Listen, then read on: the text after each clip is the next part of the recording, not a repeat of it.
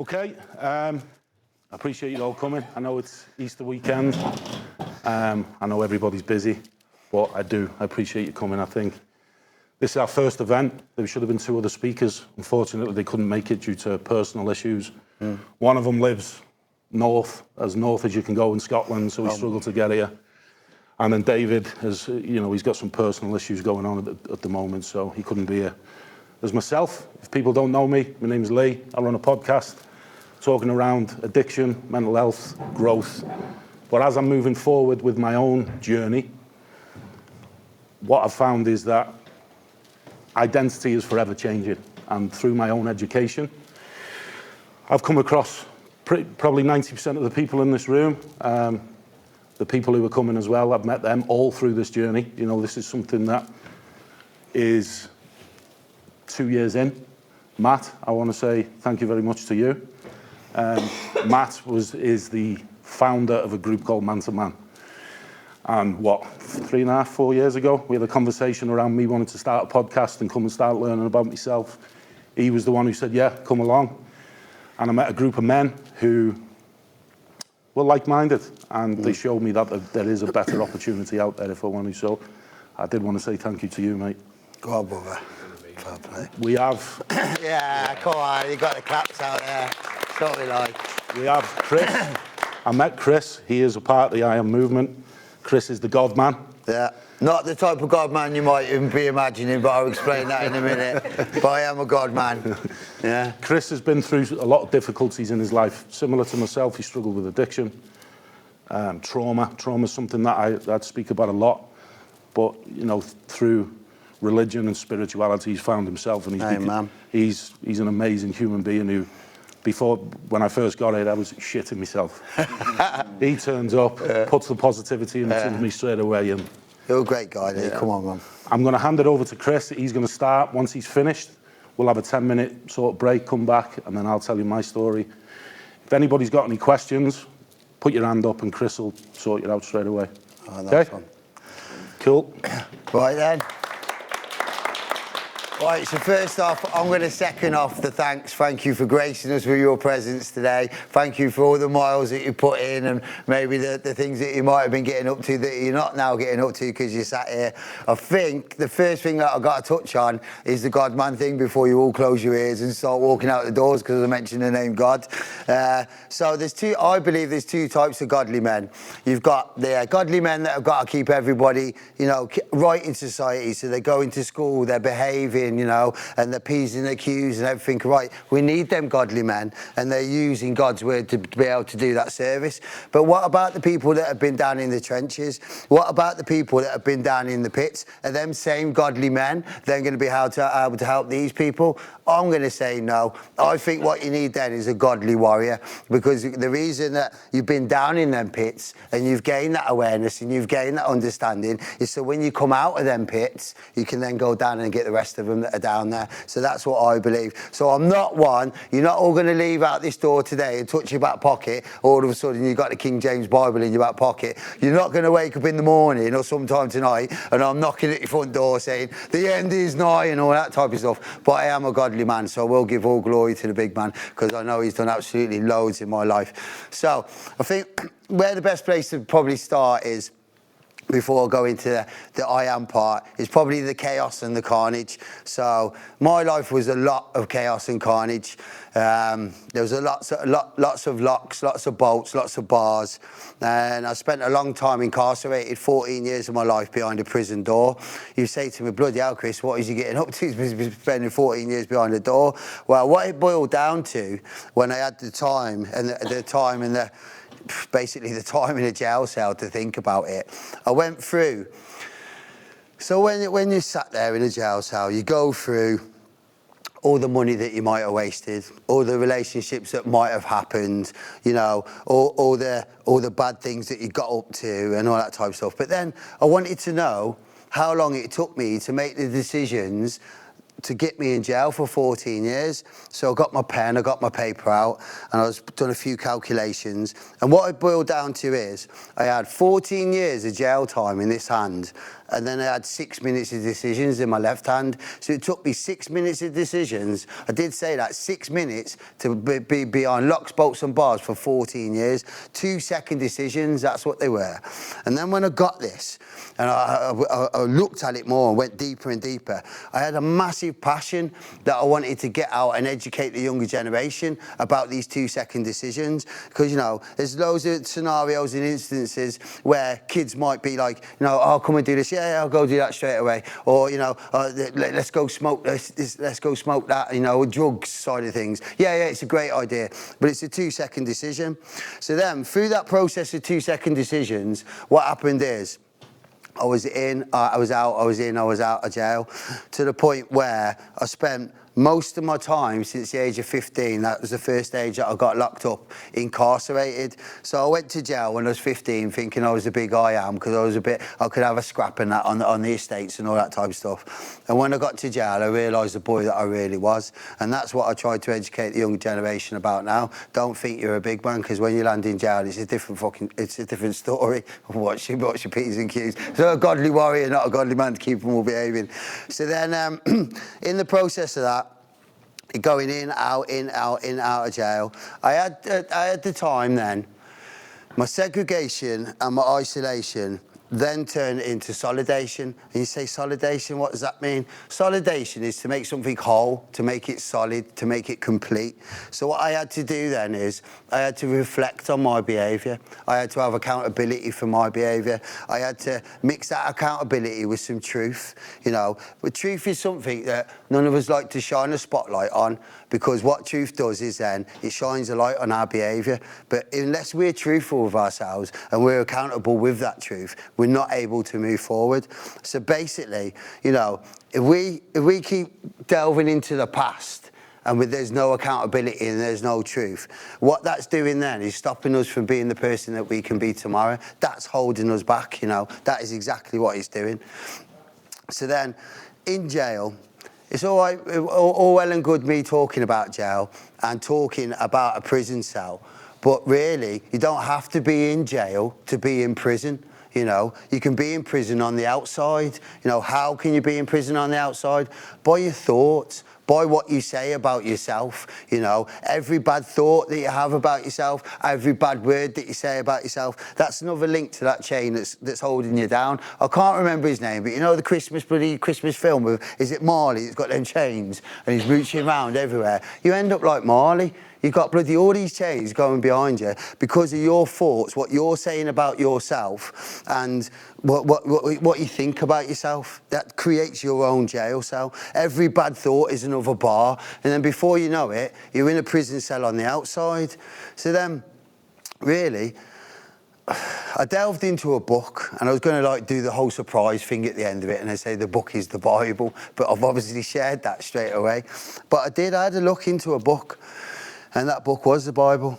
And I went into the book of James. I read all the other books down the library, all the other bits and bobs. Read the book of James, and it said, sin starts off as a thought. When that thought is conceived, it gives birth to destruction, and eventually that destruction is the death of man.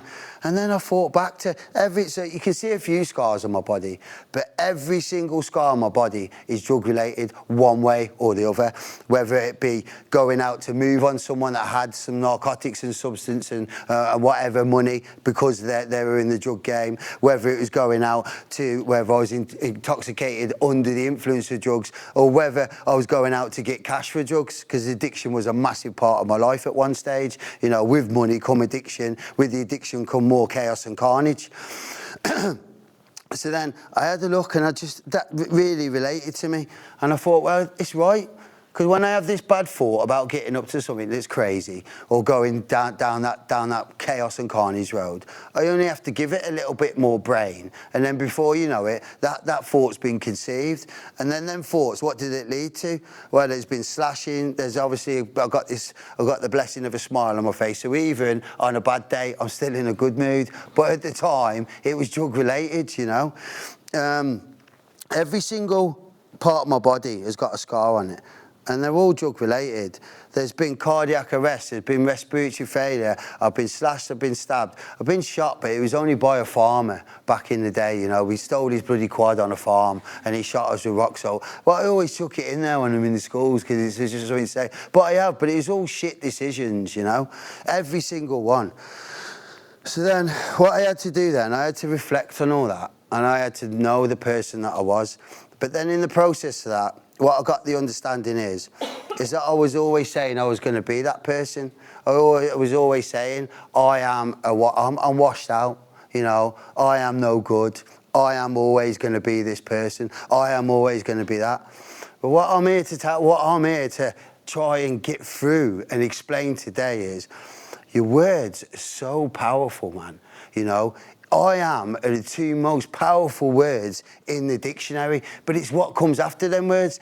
If you wake up in the morning and you say, I am a bag of shit, I am worthless, I am no good, I am a shit dad, I am shit at my job, I am this, I am that, and every single thing that comes after that is somehow derogatory or bad towards you, don't moan at the end of the day when you feel like that.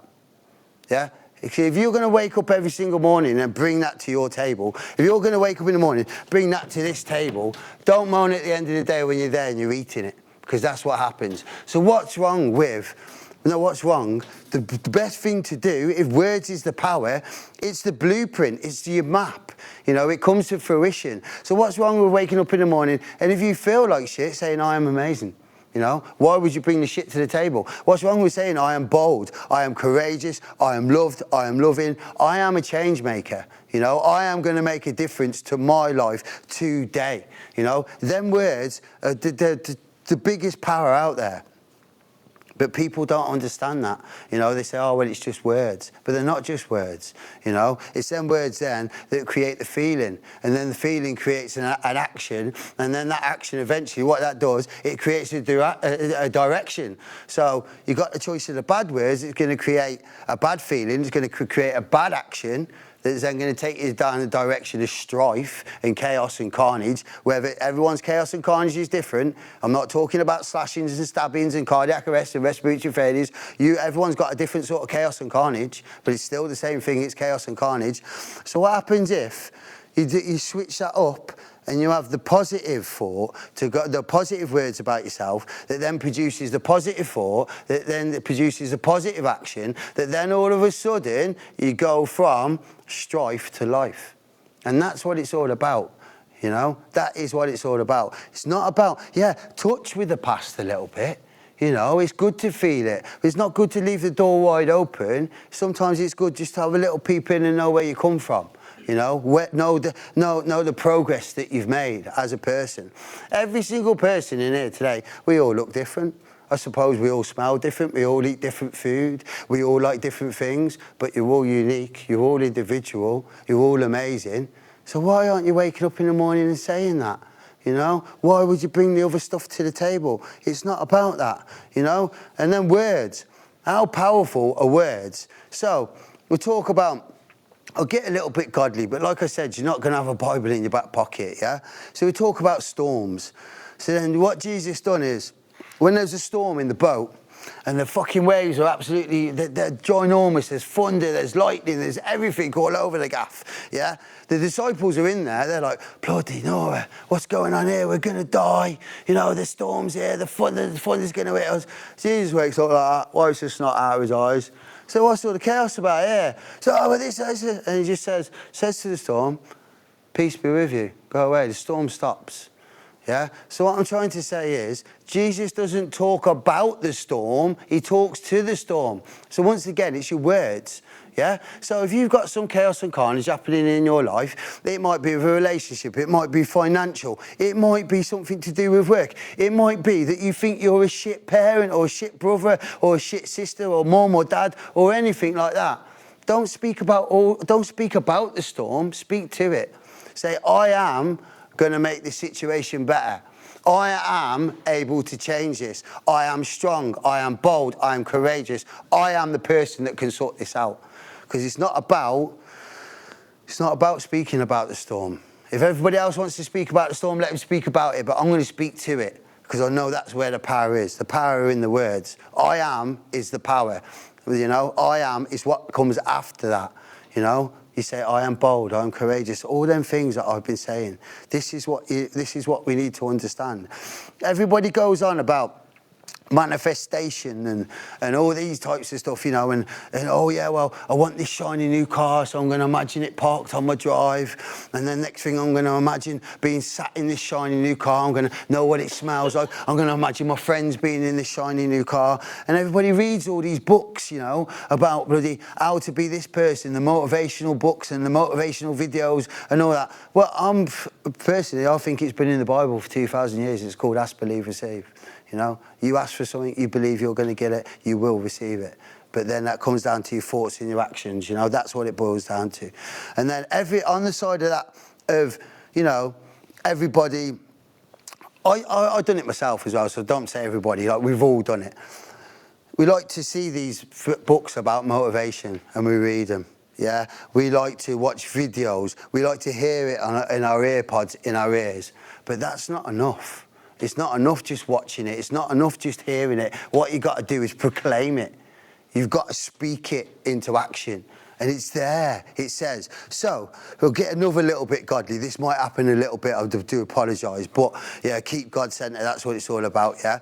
So, Jesus rocks up, he's going around, he's doing miracles. He's turning water into wine. He's solving the leprosy. He's helping all these people with leprosy. There was a woman that got passed down, and in the Bible, it was that lady time of the month, and then she just wouldn't stop bleeding. She touched his cloak, and then it all stopped. You know, he was the miracle maker. He's basically the David Blaine of the time. He was into miracles left, right, and centre. Yeah. So then, he's walking around doing all this, and people ain't happy about it. They're saying, "But yeah, he's going around. He's got such a following. He's following him around. We need to stop this." So they take him to the hierarchy, and they say to him, all right, Jesus, this doesn't say nothing. Say, oh, so you're the king of the Jews, you're doing this, you're doing that, you're doing this. And he didn't disagree with what they're saying. All he said is, I am whatever you say I am. What does he end up being? He's the thingy of Christianity, you know? So, like, to go away from that, what he's saying there in Scripture is, we are whatever we say we are. Don't wake up in the morning, but know your worth, you know. Don't wake up in the morning and say, I'm a bag of shit. Don't bring them words to your table, you know. One thing that I do in the mornings, and I get my good lady to do it as well when I'm in the shower, I say, I am amazing, and I wait to hear, I am amazing. I am thoughtful, I am kind, I am bold, I am courageous. I could do it now, probably take me 2 minutes of my time, which is nothing when you've got 24 hours in a day. She's still got 23 hours and 58 minutes to move that way. You know, bring it to your table first thing in the morning. If you're going to get up and go for your morning toilet and you're going to have a cup of tea and you're going to brush your teeth, what's wrong with just sitting there? Nobody has to hear you. You can just say it in your head. Say have 5 things, 5 affirmations. I am. Easy ones. I am bold. I'm courageous. I am loved. I am loving. I am going to make a difference to my life today. Easy. And then switch that up, mix that with some gratitude, because then I think the self-affirmation and the gratitude go together like peas and carrots on a Sunday dinner. It just makes it, you know, or the gravy on a Sunday dinner. It's like the gravy on the meal. They just go together. They're like little sidekicks, you know, like the words I am. They're sidekicks. I by itself is just I. Am by itself is just am. When you put the two together, you've got a superpower. It's what you say after that. Do you want to bring darkness to the table, or do you want to bring light? You know, you can say like, all I want to be a part of today is for everybody to at least go away knowing that it is what comes after them words. You know, we've all got a past. You know, I could go into my past now. I could talk for 1,000 years about it. I'm not in the police station. I don't have to say no comment. You know, I spent a lifetime saying no comment. And to be quite honest, when I stood up here, it's like I was on trial again. I'm glad I've got a dark top on because I'm sweating buckets under it. But then, so like, it's not about that, you know. You just gotta You just got to know your worth. I had a lifetime of people telling me, you know, oh, you're always going to be that person. You're always going to be up to this. You're going to be no good. You're going to spend your rest of your life in jail. If not, someone's going to get really badly hurt. You know, bringing that to the table. But that's their world. That's their opinions. That won't come to fruition. What comes to fruition, when I say fruition, what grows is what we say about ourselves. And one of the things that I had to do is, so it says, this is another thing I got from Scripture, so it's not no secret, or it's not the secret book or anything like that. It's not come from any other self-help, but it's come from Scripture. And it says, if it doesn't produce fruit, chop it off and chuck it in the fire. So if you've got people around you, you know, that you know the person that you want to be, and they're not accepting that, they are no fruit on your tree. Chop them off and chuck them in the fire. You know, not literally, because you probably will go to jail for that, but you know what I mean. Just chop them off and chuck them in the fire. And then if you've got people in your life that you love and you care for, and they're bringing fruit to the tree, then feed that. Add the bloody whatever it's called that you add to plants to make them grow. You know, add that, add the nutriments. And them nutriments are hope, faith, belief, and love. The biggest gift is love. You know, if you do anything and there is no love involved, it's not going to amount to nothing. You know, it might be, that's how it is. It has to be the love involved. And what you do is, what I found out you could do is I had to switch up the power.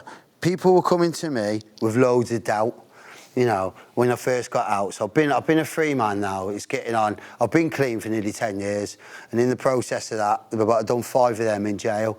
My last charge was for 1.2 key of gold and 10 grand cash. And I ended up getting caught for it and being incarcerated, took myself away from my family, all that type of stuff. So then everybody kept saying, bringing doubt to the table, oh, you're going to be that person again. You're never going to change, blah, blah, blah. So I think, I can't have this. They're bringing that, thinking that's power at my table. So then what you do, you switch it up, take that doubt, suck it up, hold it, and just think to yourself, do you know what? When I come back, I'm going to bring back a big fucking rucksack of faith and belief, because I've got faith that I'm able to do this. I've got belief that I'm able to do this. And I'm not just on about not going back to jail, just something any day in your life, you know. Have the faith, have the belief. They're gifts and they come down in abundance. You have to feed them, you know. How does faith come about? Faith is basically believing in something that you can't see. Yeah, like your words, like the words I am.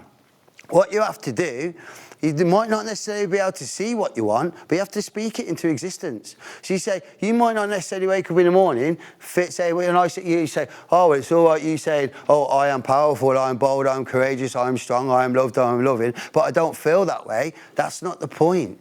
The point is you need to speak that into existence. You need to bring them words to your table. I am the 2 most powerful words in the dictionary, but it's what comes after those words, you know. Now, I'm able to, I've done a podcast with Ali, you know, and I said to Lee, I said, this is not the end of me and you, Lee. I said, there's still more to happen yet. Thanks be, now I've managed to get the talks into the schools. I'm just opening the door now to get into the jails and do all that type of stuff. We've got a men's mental health company called The Breath of Life, which we create safe spaces for men. We've got talking circles, we've got community walks, we've got something called Forest and Fellowship. There's loads of stuff going on. But I wouldn't have been able to do that if every morning I woke up and said, oh, I'm an addict, I'm this, I'm a bag of shit, I'm a this. I had to be saying, you know, I am able to do this. I am a change maker. The 2 most powerful words in the dictionary. And with the storms, you know, we all get storms in our lives. You know, but it's how, don't let the storm, don't talk about the storm, talk to the storm. Tell it can't be in your life. You know, I am not having you today. What I do, but it won't be for everyone, because obviously I've mentioned I'm a bit of a God man. So then what I do, I'm conscious that when I wake up in the morning, that I've got the devil in the corner. He's doing press-ups. He's saying, yes, he's up, buzzing. He's doing press-ups. He's waiting for me. He's training for me. So I literally have to go over there and I just volley him in the head. And I just say, listen, get away from me. I'm not having you in my life today. You are not being a part of my life today, because when you're in my life, what happens? You make me think that I'm a bag of shit. You make me think that I'm not making enough money. You know, you make me feel like I'm a bad dad. What happens is, what I've found out through bloody trials and tribulations and whatever you want to call it is, the first voice that usually comes to me, yeah, it sounds like my own voice. It comes with doubt, yeah? And then the second voice will usually be through someone that I love or care for, you know, or I've got some sort of rapport with. They come with the same sort of doubt. But that's what he does. When he comes down, he's always got a fucking question mark at the end of it. But I tell you what, when it comes down and it's not his way, because if we all knew what he sounded like, we'd just be able to say, well, in Christian terms, get away from me, rebuke him. Yeah, but we don't. Because if anybody knew his voice, we'd be telling everyone, and he wouldn't be the devil no more. He has got a million masks.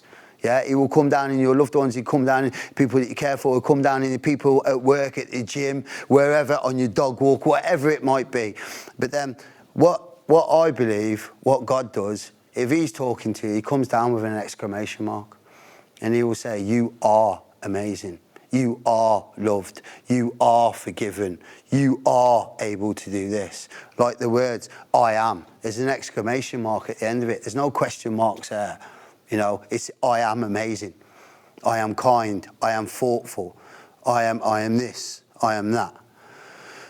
I have got something that I wanted to do with you all. But if you're open to it, you're open to it. So what it involves, it would be, right, so, and bearing in mind, there's not going to be no charges or nothing after this. I'm not asking you to do anything nefarious. It's all above board, yeah? It just might work. So, if we just all closed our eyes just for 2 or 3 minutes, for you that want to, yeah? And what I want you to do is, I want you to picture the last thing that come into your life and the last situation that came into your life and you thought that you wasn't able to handle this situation. And just give it and then what I want you to do, I want you to see this situation and I want you to feel it. I want you to taste it. I want you to be able to smell it and see the whole scenario, what's going on. And just sit there and just imagine how you'd feel in this situation, because you think you can't sort this situation out, because that's what you're telling yourself. And then what we're going to do is then, yeah, in a minute, once you're all in that place, I just want you to maybe open your eyes and just repeat 5 I ams after me. And then we're going to bring that power to the table now, because that's the power that it is. That's the power in I am. That's how it starts. We've got to say it. For you that want to get involved, let's do this. Let's put I am to the table. So can we go? I am amazing. I am amazing. There you go, man. I am thoughtful. I am kind. I am loved. I am loving. And I am going to make a difference to this situation. Yes, that's what I'm saying. And now what you've just done now, yeah? You have just brought I am to the table. You're not now sat here with all this doubt. You're not sat here with all this confusion. What you're doing now is you're sat at the table of I am, and that's what it's about. That is where basically shit starts to happen now. So then when you wake up in the morning, yeah, take that 2 minutes, you know, take them 2 minutes, you know, out of a 24-hour day, you'll give 2 minutes walking to Greg's. You'll give 2 minutes on your phone at the gym. You'll give 2 minutes, I don't know, just in a daydream. Why not give 2 minutes to the words I am? And just in the morning, just have 5 affirmations, you know, that are saying, you are these people, because that's what you are. Like I said before, every single person in here, none of us look the same, none of us smell the same, none of us wear the same clothes, none of us have got the same jobs, but we are all the same in that we're all unique, we're all individual, we're all amazing, we're all loved, we're all loving. You just need to tap into that database, and that's what it's all about. All right? Yeah, that's me, I think, Lee. God bless. Yeah. Has anyone got any sort of questions? Bearing in mind, I won't go no comment because it's not that situation. So, no? Give him 5 questions. 5? But yeah, Lee, put me on the spot there. No. Anyone? No? Right. That's... Oh, go on then. So I'm also Christian. Yeah, okay. Amen. So I struggle with why God puts me in the traumatic places if he loves me. So that's what I'm working with at the moment. Does that make sense? Yeah, so I struggled with that as well, but with the trauma that you're involved with and you're experiencing at the moment, would you then be able, how you've handled it, is there anyone around you or that is soon to be around you that might be able to benefit from the trauma that you're going through the awareness and the understanding? Yeah. Yeah, because sometimes, like, what we do is, like, it's the sorrows to joy, isn't it? So then what happens there is some people get a bit selfish with the sorrows and joy. Because like I don't know a big mountain around here. Have you got a mountain around here? What's it? Yeah, well, that place, yeah. So we're going to go that mountain. I was at the top of that mountain with all my sorrows. I'd roll it down on a giant toilet roll and it'd hit my mum and dad's door in Telford, not the front door, and go, oh yeah, I'm Chris's Sorrows. I've come to see you, I've come to see you. I was like, how the fuck am I meant to get some joy out of this? But the joy is sometimes our sorrows become other people's joy. So then the sorrows and the joy thing can sometimes be interpreted in a different way. So then with the sorrows and joy, if you've had some sorrow and stuff in your life, and then you can somehow channel that into raising awareness and understanding about that sorrow in someone's life, and that helps them, does that not bring joy to their lives? Yeah. Yeah? I guess. So, and obviously, all my Christian family, they've all like loved me back. yeah. I find them, I don't know how to say it, I find them too, like what you were saying in the beginning, there's godly, really godly people, and there's us that are like, we're there, but we're not. So I find them a bit too, but he's this, and read this in the Bible and that. I didn't want that. Does that make sense? So, it's too much. Yeah. But then, you know, I just... So in Scripture, what it does say, it says, if you've got any worries and anxieties, and I know you've heard this, send it up to the big man, and his peace transcends all understanding. But it also says, go to your quiet place. So maybe you don't need all them people around you going, because it gets too much. Yeah. Maybe just like, you know, your comfy place at home, just sit down there and just go, this is what's going on. You know, and that helped me to understand it, you know. But sometimes the understanding can be a bit shit, to be quite honest. Like when So I'll be honest. So when my first prayer in a prison cell, like I've always been a Christian since I was a kid, but this is before the multi-faith. So nowadays, you can't just talk about God in schools, you know, not just Christianity. That is not happening because it's multi-faith. When even though it's the biggest faith on the face of the planet, it's 2.6 billion of us, you know. And at the end of the day, if you practice his truths and his ways, you have a better life. But you're not allowed to be like that at school. Back in the day when I was at school, we had them dodgy plimp soles on with the little maggots on the bottom of them. You have a little stretchy thing in the middle, black plimp soles, and with a little blue book singing, he's got the whole world in his hands and holding his bucket to Eliza and all that type of stuff. I had all sorts of friends from all sorts of different backgrounds and different faiths and all the rest of it, but they still say they are fathers, you know. So then but then I went a bit like, well, not a bit, I went really badly down the wrong road. And then I sort of like faith and all that was forgot about. So when I'd done my first prayer and I was in a jail cell, I got on my knees and I prayed about the awareness and the understanding of how I kept ending up here. I said, Lord, how do I keep ending up in Satan's playground, you know?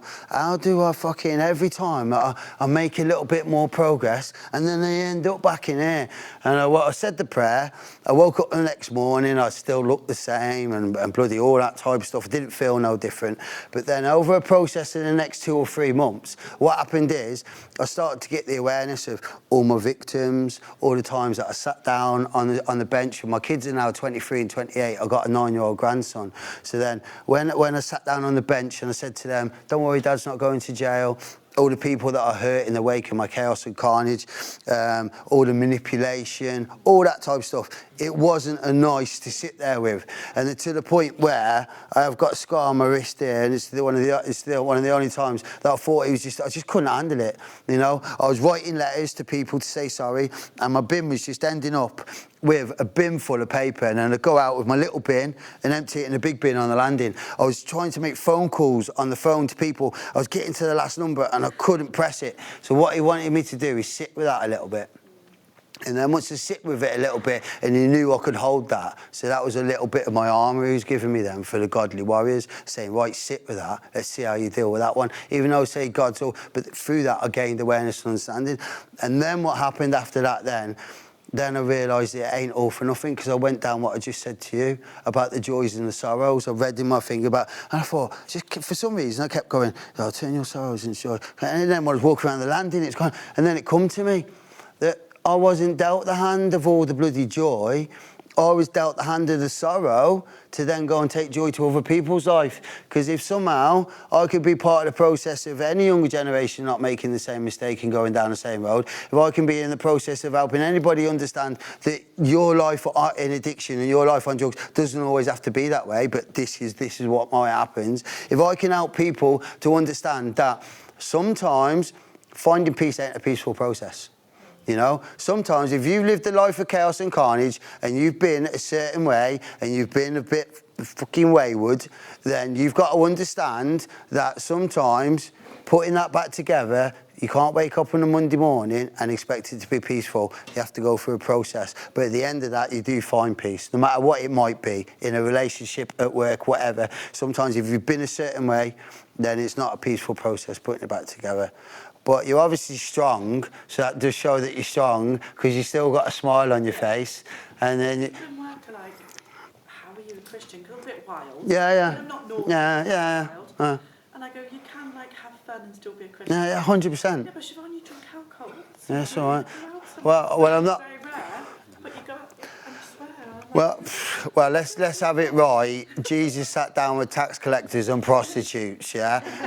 He didn't come down to save all them people. You know, he still wants them to be a part of their life. He come down to sit with the sinners. So when I think about it, I think, bloody hell, he's probably. I think, I've had my eye on you for a long time.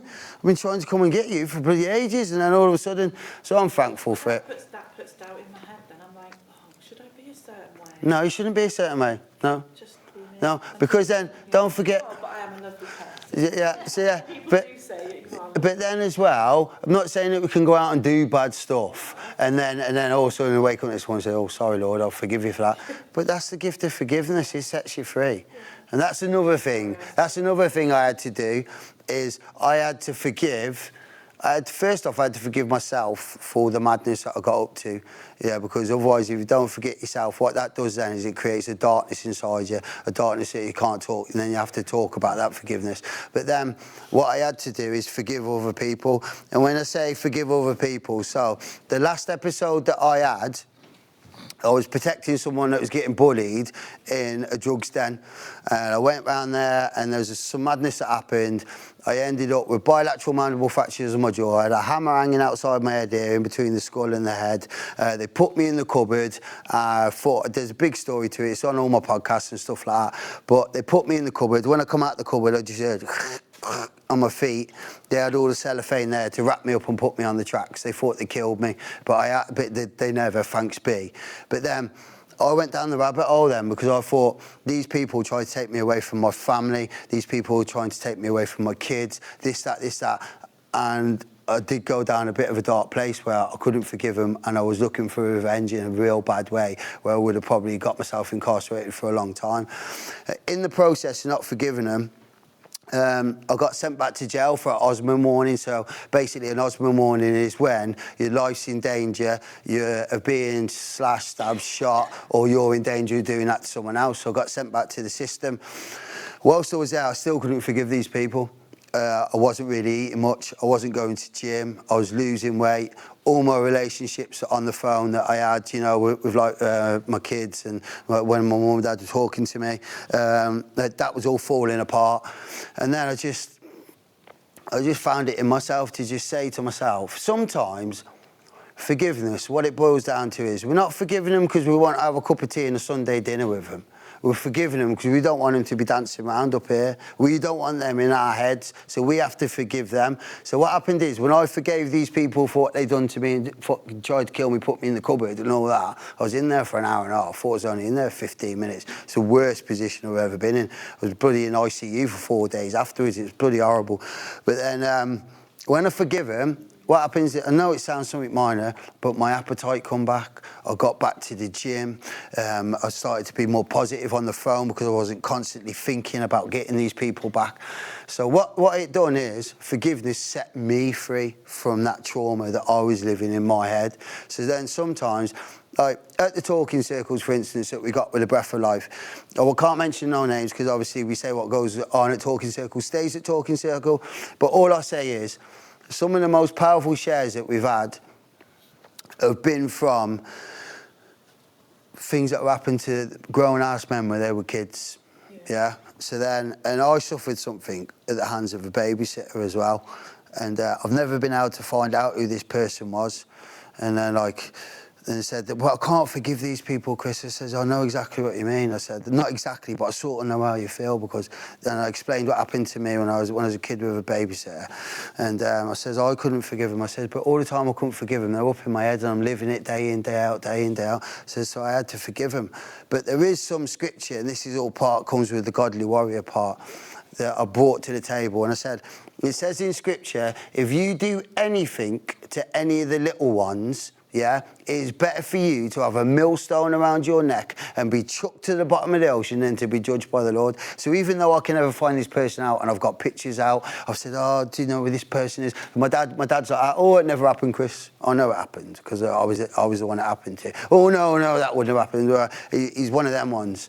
But when I read that scripture, and it said, it's better for you to have a millstone around your neck than to be judged by the Lord, I was just comforted by it, because even though I can never find that person, I just know with my faith that eventually they're probably going to be at the bottom of the ocean with a millstone around their neck, which means they're not coming back up, which should basically happen to anybody that's done anything towards any sort of kids or anything, in my view. But yeah, like I said, godly warrior, I'm not the one that's going to be like all like thingy. But yeah, thank you for your question. That's what happens with me. I'll go off on one.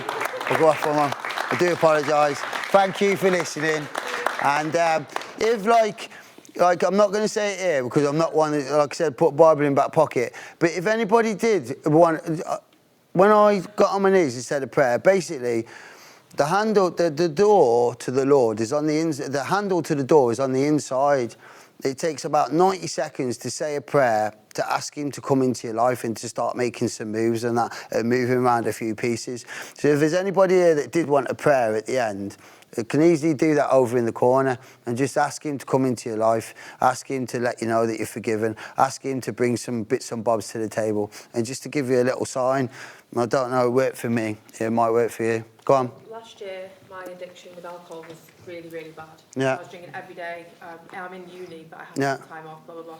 So I was like, I go to AA meetings and I was doing everything, and I just thought, I don't know what else to do. Like, I can't stop drinking. Yeah. So I went to church. I thought, I need something to Yeah. help. And I walked in there and I just cried, and it was like, this is where I should have been. I'm not 100% like, you know, I don't want to read the Bible, I don't want to know the story, but I felt comfort there. Presence. Yeah, they're so living in there, but nice, and I found peace. It was like, I'd come home, it was Yeah, so weird. I know exactly what you like, mean. when I talk to people about it, I'm like, oh, whatever, but I'm like, that was my... Another God lady, yeah. And yeah, I've had a couple of lapses after that, but now I'm a different person. Honestly, from last year, I will never touch a drink again, and I believe that it's not going to happen overnight, but I felt comfort knowing that he was there. It's weird. So some scripture that you should take away with you today, that just comes to my mind, is it says in scripture, with the Lord in your life, you might stumble, but you might not fall flat on your face. Yeah. So how you just said, yeah, I've done all this, yeah, you've done all that, but you might have a little stumble. Like you said, I've had a little drink, but I'm not drinking, blah, blah, blah. That's called a stumble. Yeah. It's not flat on your face. So that's what he does. He won't let you fall flat on your face. Yeah. But that only works with the gifts of faith and belief. Yeah. Is, you know, you have to have belief, you have to have faith. And you don't have to go around the bloody streets saying at the end is nine, knocking doors and all that type of stuff. You just got to know that he's inside you. Yeah. You know, it's not about, like you said, he come down and save the sinners. Do you know what I mean? He didn't want us all to be bloody perfect. If he was all perfect, then there'd be no society, would there? You know. I go on a Sunday, I find peace. I couldn't give you a Bible thing. I've got a Bible and Yeah, we've done I've got one Bible at course. home. I couldn't say, oh, Matthew this, whatever, but I go there and I get peace every time I go. I enjoy singing the songs as well. Yeah. Well, I'm like what they call like a bit of a church whore. So like, I am. I go to a few churches. I've got one that's a bit Pentecostal, so it's all arms up, and then I've got another one that I go to with the good lady, with Carla, but it's a bit more. The only way I can describe it is it's a bit more wedding-y. So it's like one you get married in. You know, so it's like the beautiful like church, old building and all that. But people say to me, so how come you go to that church? I thought you're like a bit more Pentecostal, arms up in the air and all this.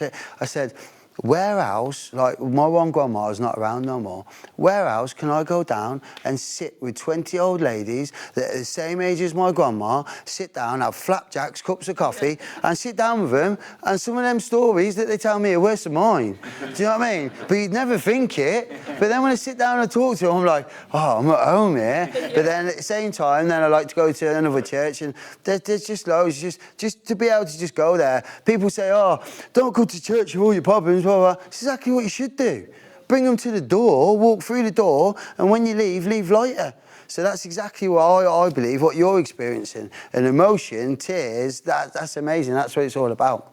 You know, I've had many tears in jail. I've had them in there as well, but in church, yeah. Right, is there any more questions? I was just gonna, I don't know if you've noticed, you were saying like when the devil comes down, or if you call it the devil, it might be just the thoughts that make you feel bad about yourself. It comes with a question mark, doesn't it? It's just the, I don't know if you thought of this or not. Go on. It's a complete flip, isn't it? Yeah. I am, or am I? Yeah. Am I enough? I didn't am have... I loved? You know, No way. Am I Yeah. good enough? Am I loved? Am I going to make a change? Am I? Well, you said I am. Yeah, so then one's got the exclamation mark, and one's got a... No, but I'm definitely going to be writing that down in my little book now. It is a complete flip, yeah, you're right. It's just... Really good. Yeah, it is, yeah. And that's always, isn't it? You know, you got... On the dark, the light, it is... There's no grey area. There is no grey area. The flip all the time, isn't it? It's like there's always that balance on the back of badness, and the back of nothing, there's everything, you know, it's that. So I've got something about the flip side, not about the I am. But another thing, Lee, have I got 5 minutes? Right, okay. Right, so then, because I'm a talker, I am, because I'm not in the... It just turns out I used to have to keep my mouth shut all the time, and that never... And I stayed out of trouble, and now I don't mind talking, and you know what I mean? I don't get myself into trouble. So then it says, there is some scripture that says, let your yes mean yes, and your no mean no. Because life's just so much easier with that. If you just a straight yes or a straight no, it's the what-ifs, the maybes, the might-bes that cause the chaos and destruction. So, for instance, sorry, Carla, but Carla says to me, are we going out at the weekend? And I go, oh, might do, yeah, babe. Yeah, so we might do. Oh, might be able to. Oh, I don't know. What that does then is open the door for fucking chaos. Yeah? Yeah, because I haven't given a straight answer, you know? If I would have just gone, no, babe, actually, I can't come out this weekend. Or, not that we go out, but we can't go out for food. Or yes, babe, straight answer, she's dealt with. But it's not just with going out, that's with life, yeah? Someone asks you to do something in your workplace, and you don't give them a straight yes or a straight no, a might do or a maybe. What that does then is open the door for weeks and days of you thinking I should have said just yes or no, or weeks and days of them thinking that you might get involved. Somebody comes to you with, I don't know, wants you to go to gym or something like that. You go, yeah, I might come tomorrow. Just give them a straight yes or a straight no. It's the what-ifs, the mights and the maybes that I found lead to chaos and destruction. If I would have just stuck with a straight yes or a straight no, then my life would have been so much easier. Just let your yes mean yes and your no mean no. Anything in between, we're in that grey area. You know what I mean? That's like the same as what you're saying, because it's the flip side. You know, I am the complete opposite, yes and no. But that's with the question mark. I'm going to use that. I am. Nice one. I am literally. I'll do a whole reel because of that. Yeah. Well, you did say it. Yeah, no, yeah, you flipped it up. You gave me the idea. That's why when we got here and we said there's definitely going to be, there'll be people in the crowd, you know, You know, this is what it's all about. So it's about planting seeds. It's about, if you could just go home today or when you're travelling back and know that we've all got a toolbox of life, and there's got to be some sort of life skills in there, but they all involve words. And it all starts, the most powerful words are I am, without a shadow of a doubt. So you just need to... We live in, am I? Yeah, we are, yeah. Am I a good mum? Yeah. Am I a good Christian? Am I overweight? Am I... Yeah. We do live in that. We're going to change that today. Yeah, that's what I mean. Yeah. Say, I am amazing. Just know it. you are. Yeah, I am amazing. That's what it's got to be. Because then what we're doing is we're basically bossing over the situation. You know, there's a situation that's going on, and we're saying, "Oh, we're not worthy. We're not this. We're not this. I am this," and it's derogatory. Boss over that. Change. Get that bit of darkness. Literally screw it up. Chuck it up and fuck it off out the door, you know, and bring back the light. And the light is the hope, the love, you know, that I am amazing. All them positive words. That's what it's all about. I've had it from, like, it's not completely godly. And I did say on the way up here, I did speak to Mindset, spoke to David and said, I'm going to keep God centre. And but I know you hit it from a different angle. So, and that's why it works, because we're coming together as one body to make a difference, hopefully.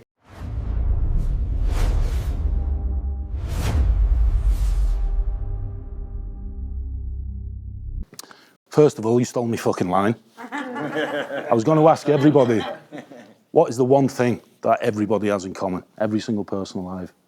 Don't think we're good enough. Always. Tony Robbins says it the best. Lack of self-worth.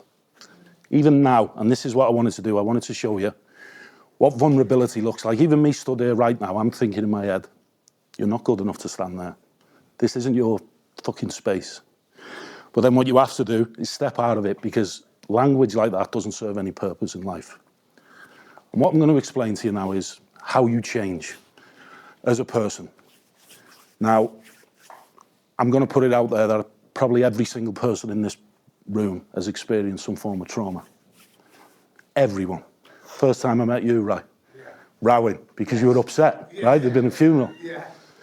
And that is a perfect example of how trauma can steer your life, right? Pain, suffering. It steers your life. It drives the life that you live. Addiction, right? I don't know how many people in there have dealt with it. I dealt with it, yeah. I dealt with it from the age of 17 to a year and a half ago, maybe, something like that. And what I want to introduce you to today is the method that I used with my mentor. And he's like my fucking dad now. He's from South Africa. Never met him. Never even met him. He's a psychologist, neuroscientist, hypnotherapist. Well, and I'm following him. So I'm studying psychology, neuroscience, hypnotherapy, neurolinguistics, quantum physics, all sorts of mad stuff. Is he on Instagram? Sorry? Is he on Instagram? He is, yeah. But I was going to use this telly, but they wanted to charge me 400 quid to use the telly, so... So what I'll do is you'll have to visualise it, okay? How much do you charge? Yeah. So what you'll have to do is you'll have to visualise it, but this is what it is. And each layer that I go through, I'll show you what it means from a good perspective and a bad perspective. At the bottom, if you think of an iceberg, upside down triangle, you have purpose and identity, right? Identity statements. This is why we started it, because for 20 years I thought I am not good enough. I am a piece of shit who doesn't deserve nothing in life but pain and suffering. Because as a kid and as a young teenager, I experienced pain and suffering. What quantum physics shows us is that we don't react to the world reacts to us. So if you've got pain and suffering going on in your life, all you'll ever see is pain and suffering. Simple as that. That's what trauma is. Trauma is not what happened to you, it's what happens inside you. There's a difference. But what we have the power to do is at the identity level is change that. And I'll give you an example. I won't go into the difficult traumas that I experienced. But one of them was my dad, and you'll remember it when we had a conversation when I was a kid. I was about 11 years old. And he told me, I don't love you. As a little boy, that's heartbreaking. So I went to his house and robbed the money out the back of his stereo. We didn't rob it. You told us where it was. Yeah, we robbed it. We robbed it. But, yeah. But for 20 years, I had the thought process, the belief system, and I want you to remember the word belief system. I had the belief system that my father doesn't love me. So if the man that's supposed to look after you in your life doesn't love you, how can I accept love from anybody else? And that was it. That was my belief system. So when somebody would get close to me, I'd push them away through behaviors. Remember the word behaviors. We've got beliefs and behaviors. And I'd push them away with my behaviors. Now, then I'd complain that my environment wasn't what I wanted. Why does this always happen to me, right? We get that. Even with traumas.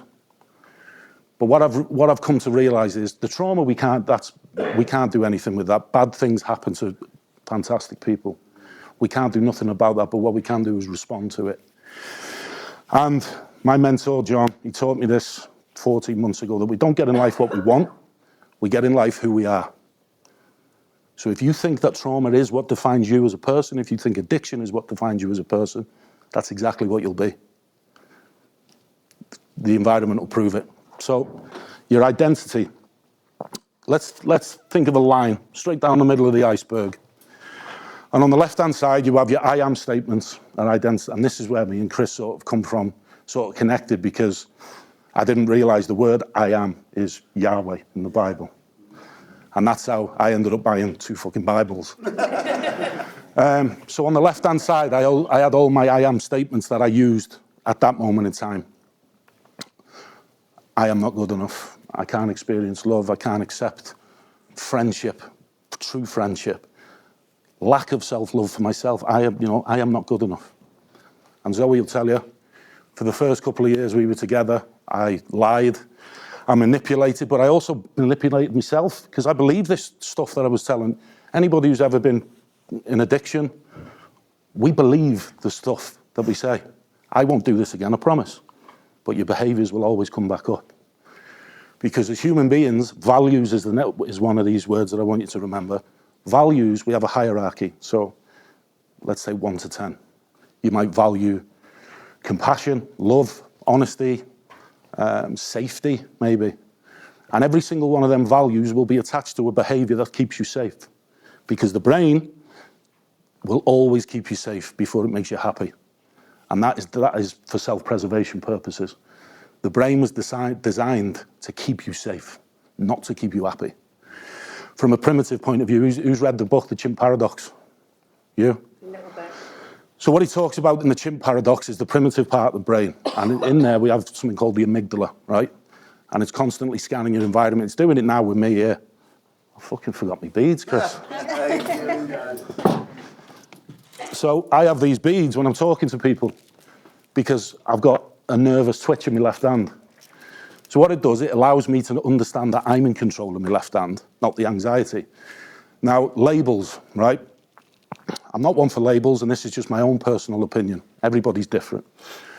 When people say, I've got anxiety, my anxiety is playing up. Same when I heard you say before, my addiction. Show me your addiction right now. It's a response. It's not something that's inside you. It's a behavioral response to, for me, pain and suffering. We go through pain, suffering, we ruminate, right? There's a word called rumination. And what it is to ruminate is to constantly think of a previous or past event that has happened, but the mind doesn't know the difference between what you tell it and what is real. And I'll give you an example. Did we use it? Did I use it with you? With the lemons. So what I've done in the past is I get people to close their eyes, visualize themselves in their living room, walk into the kitchen, and I say to them, your throat's really dry, you want to drink a lemon juice. And instantly they'll start salivating because the mind doesn't know the difference between what you tell it and what's real. There was a psychologist in the 50s or the 60s, Ivan Pavlov, I think his name was.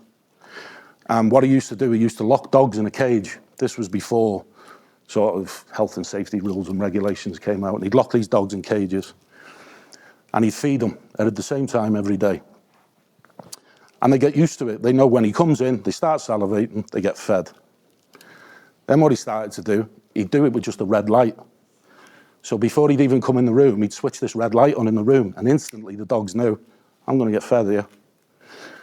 We do the exact same thing. as human beings. We do the exact same thing. Our behaviors will trigger a response which triggers a reward.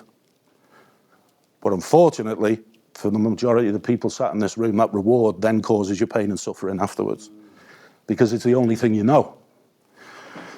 In the primitive part of the brain, when we talked about the chimp paradox, there's another part of the brain which is called the hippocampus. And the hippocampus stores all your primitive behaviors, all of them. But these behaviors keep you safe, they keep you alive. In ancestral days, they'd have spears, but if a lion come in the room, they'd all fucking run, because it kept them alive. But we do the same thing now.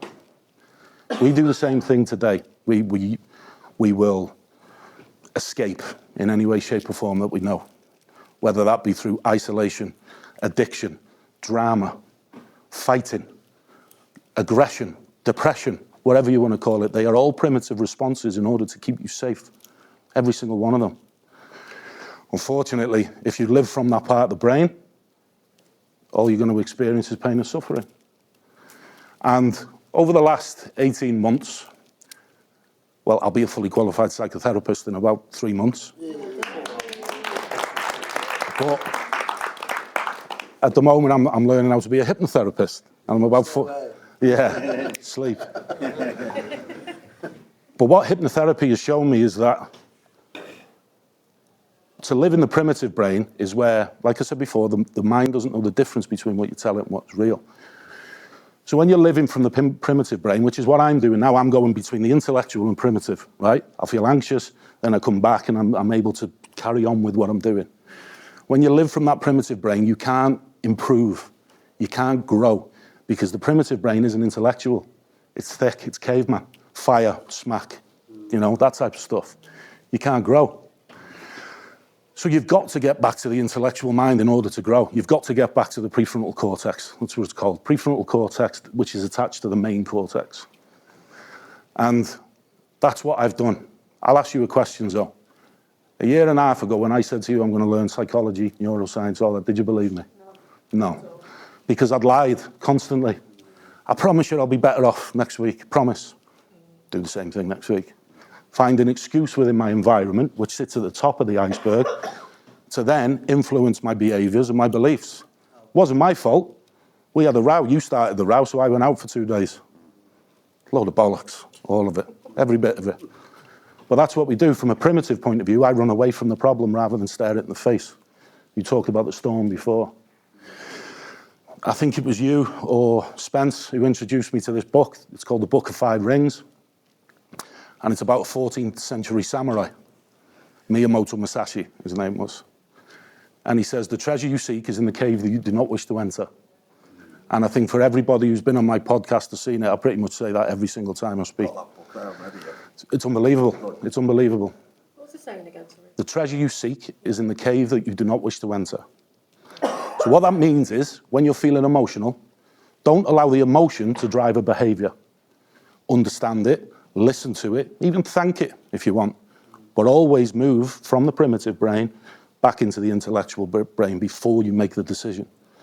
Because I'll guarantee you every single person in this room has done something before now and gone, oh, I can't believe I've just done that, that's not me. Primitive response, right? Aggression, fighting, drinking, oh, that's not me, I didn't mean to do that. You fucking did mean to do it. We're just not willing to accept what is. So everything like that, that's where the saying, for me, emotions carry messages. Every single emotion that we have as a person carries a message. Happiness will carry a message. Sadness, grief, right? We experience grief. Grief is a symptom of love. That is because we've loved somebody and now they're no longer here. And it gets me emotional because the two people, my grandparents, they were my safe place for a lot of the time when I was a kid. They both passed away within a year and a half of each other. Now, when I feel grief, when I feel sadness, I also remind myself that is a symptom of love. Mike Tyson, some people like him, some people don't. And there was a podcast where somebody asks him, why do I have to go through this pain and suffering? And Mike Tyson's daughter, she was 4 years old, she died on a treadmill. She got caught in a curtain and it hung her while she was on the treadmill. She died. And he said, I just wanted to get my gun and go out and shoot everyone. But then I went to the hospital and I seen other parents with their children, they were all dying. And he said, who am I to do anything different but sit there and grieve? And he says to the guy across from him, in life we have to experience pain and suffering, because without pain and suffering it wouldn't be life. You can't experience happiness all the time. Happiness is an emotion, not a life. There is no such thing as a happy life, no such thing. What you can do is experience sadness and happiness in the same day and go to bed feeling good about yourself. And that's where, I'll get onto this in a minute because I've sort of wandered off a little bit, but I don't know why I'm pointing at that, it's fuck all on the salad. Yeah, well that's it, yeah. I do that all the time, I just point. Awareness. Awareness is probably the most valuable tool I've learned. I looked, when I started educating myself, and even this is a generalized statement, but when I started educating myself a year and a half ago, I thought learning psychology, understanding neuroscience, learning all these cool things would heal me of what I'm going through. And it's a load of bollocks. There's no such thing as a silver bullet. It doesn't exist. And when I realized that, it was two things. One, to be aware of the moment, because that's all we ever have. The past doesn't exist, the future doesn't exist. To be aware and understanding of this moment here right now is that all you'll ever have as a human being. You have the ability, and this is where the I am comes from me to start with, you have the ability to make the changes in your life, whatever they are. You also have the ability to fuck your life up. And I've done both, many, many times. But when I look at awareness now, what it allows me to do is understand that I am who I want to be. Not need, because I'll come on to language in a bit. To need something is to form a relationship with chaos if you don't have it. I need to do this or this, and this will happen. You're telling yourself what's going to happen straight away. People, I've educated myself around most addiction and recovery programs. When somebody says to me, I need to go to a meeting. Okay, what happens if you don't? I'll fucking fail, I'll relapse. You told yourself that's going to happen, so that will happen. You want to go to a meeting. You get to go to a meeting. You get to have these conversations. That's where the value is, not in need. Need is, they call it in neuro-linguistics, modal operators of necessity, where if to need something is to want something that you don't already have. People say, I need love. And I ask people, well, do you give love? Do you give love to your kids? Yeah. Well, if you need love, how can you give it away if you don't already have it? You can't give something away that you don't have. It's impossible. We all have love. Every single person in this room has love within inside them. And I agree with what you said. I spoke to Dane last night, and he said the same. Love gives existence to everything positive, and I believe that. But anyway, I'll talk you through this blank telly. So at the bottom, we have identity, and this is where your I am statements sit. So what I did was, with my mentor, we planned it. So I had a vision, or the purpose, whatever you want to call it. And within that purpose, my purpose was to give people the understanding that they can be and do whatever they want to be with their lives. That was my vision statement. Then, I don't know why, through emotional association, I started calling myself the painter. Can't paint for fucking shit. But it resonated with me. So what I did, I started calling myself the painter to do this iceberg, and the quote come out, you are the master in your masterpiece. And that's what we do, we paint pictures every day. They can be dark, they can be light, they can be good, they can be bad, whatever you want to call them, but we paint them, nobody else. If you're struggling in life, you're painting that picture yourself. Now, that's not to say, this is always going to happen, it's your fault, I'm not saying that. But what we do have the ability to do is control the outcome. Every single person here. So that's what I did. I wrote all the I am statements that I had on the left-hand side. And on the right-hand side, I wrote down all the I am statements that I believed would get me to that vision, to that purpose within 12 months' time. So what I did on that, I put, I am business owner, I am psychologist, I am hypnotherapist, I am neuro-linguistics, I am a good father, I am a good boyfriend at the time, and now we're engaged. what that did then, that gives me a goal, right? That gives you a small, micro-manageable goal. How do I get from this point to this point? There's your goal. So the next level up from identity, and I'll move out of the way so you can all see it, is belief systems, right? And I call them belief systems because that's exactly what they are, and you have the ability to pull the system out and put a system in. And I want somebody to try and answer this question. I think a few people might know it, but what's the difference between a thought and a belief? Somebody have a go? No? No. A thought is something you just think, whether it be, oh, it might rain tomorrow. A belief is something that you feel through emotional attachment. You believe something to be true because you've attached a certain emotion to it. Whether, let's say for an example, addiction for me. It had a negative emotion attached to it. Whenever I'd feel a certain way, the outcome was to go and drink and take drugs. Like when I eat Easter eggs. Yeah, they're nice though, aren't they? I've eaten so many. Do you mind me asking you a question? Do you feel good when you eat them? So good. There you are. That's the reward, right? So there's a book called Atomic Habits. Atomic Habits, when he talks about cue, craving, response, reward. That's exactly what addiction is, I believe. You get a cue, whatever that is, an argument, a certain, well, fuck you, I'll go and, fuck you then, I'm going to the pub. There's your cue, your craving, as soon as you get a sip, you align that vision to go, I'm going to go full meltdown mode for the next 2 days. Yeah. Response, that is the response. Addiction is the response, I believe, and then the reward is to feel better for a short period of time. And then the next day you feel like shit. Yeah. No, because I just eat it. It's like alcohol, isn't it? You just don't want to feel like shit, so you just start Exactly. drinking, and that's how it goes into Yeah, and it's called rumination because you're ruminating on a past event that has happened before, so you want to get out of that mindset, you do that. It's exactly what it is. So, but you can also attach emotion to something positive and make that your belief system. Chris, for instance, Chris went through some shit, spent 14 years in prison, attached an emotional, positive emotional association to Christianity. What does that do? So the levels above from belief, which are your behaviors, your skills and environment, instantly change. And it is instant. Quantum physics shows you it's instant. I won't bore you with that, and I'm not clever enough to talk about it anyway. I will be, though. Hey?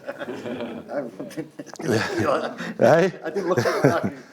But that's what it is. As soon as we turn that belief system from a negative into a positive, and I'm not saying it is that easy, but that's what happens over a short period of time or a long period of time. You change that emotional belief, and instantly your world gets better. It really does. And I know that's a difficult thing to absorb, because for a lot of people, it goes back to the identity of lack of self-worth. If you don't get this right, everything else will fall apart. You build a house from the ground up, right? But to protect it from the weather, you put a roof on the top, right? You protect it from the top down, which is your environment. You know, and so I won't fuck off, I won't skip a few. So after belief systems, we have skills. What are your skills as a person? What are you good at? What are you bad at? Okay? And what I did, I wrote a few small things on the left-hand side that I was good at as a child. I used to write poetry when I was a kid. But because I was good at football, I fucked that off. I look cooler because I'll play football. I'll get in with the cool gang. I'll stop writing poetry with a Jehovah's Witness at dinner time who was my best mate. I'll fuck him off. I won't speak to him no more. Because I want to be in with this group who are dead cool. Well, there's people in this room who know my friends, and a lot of them are really struggling in life now. Really struggling. And I had to learn what I was good at. And I genuinely, wholeheartedly believe with my heart, this is what I was destined to do. And more. And so I wrote on the left-hand side what my skills were, which was talking. But I didn't really know what I was saying for the majority of the time. So on the right-hand side, I wrote, this is what I want to be good at. NLP, hypnotherapy, psychology, neuroscience, blah, blah, blah. Again, all these are building micro goals, every single one of them. And the next was behaviors, because your behaviors are the only one out of all them levels that will show within your environment. Everything else is unconscious, it's deep, it's under the water of the iceberg. Nobody sees your values, nobody sees your belief systems. They only see your behaviors. And behavior will always show the true value of what you are, what your actions are at that moment as a human being.